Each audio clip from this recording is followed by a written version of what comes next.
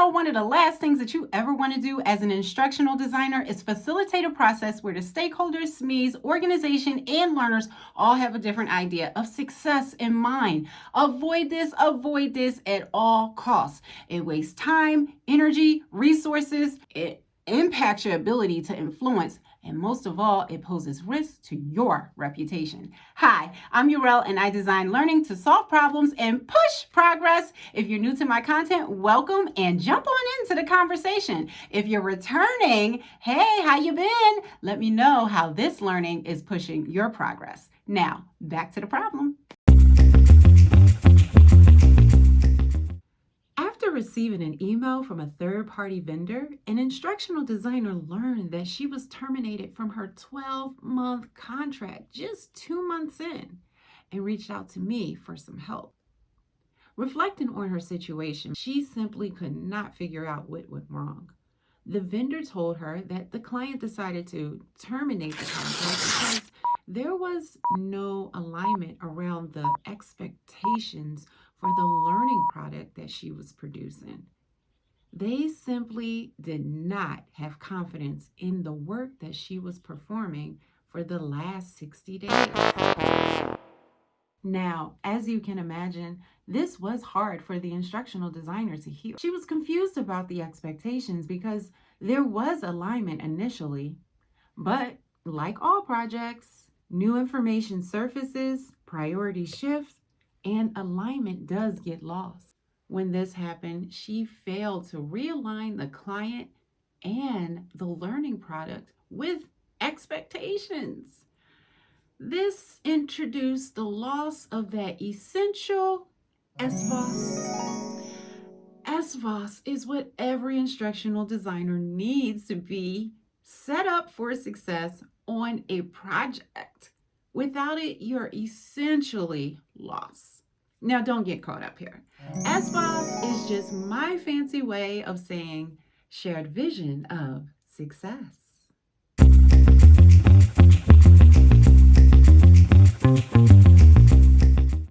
Now, to secure your shared vision of success, you're going to have to do some work. Your organization, your stakeholders, they may not know what it is. In fact, that's maybe the reason why you are there, is to help them with this exact problem.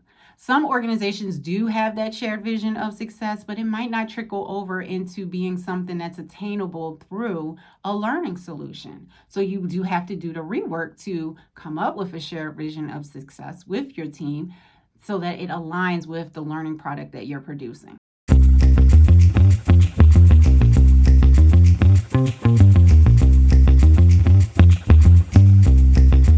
You're going to have to use what I call good engagement methods, GEMS. It's a way that you approach anyone that you're working with as an instructional designer to get the information that you need. And this gem is simple.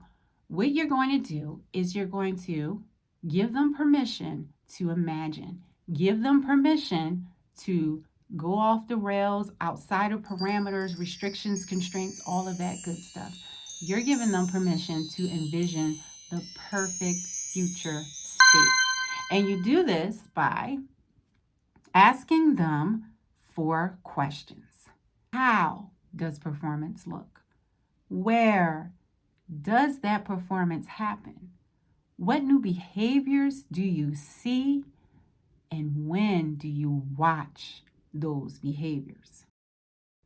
Now, those are just a few questions that you can ask your client that gives them permission to explore what is possible on the other side of solving this problem.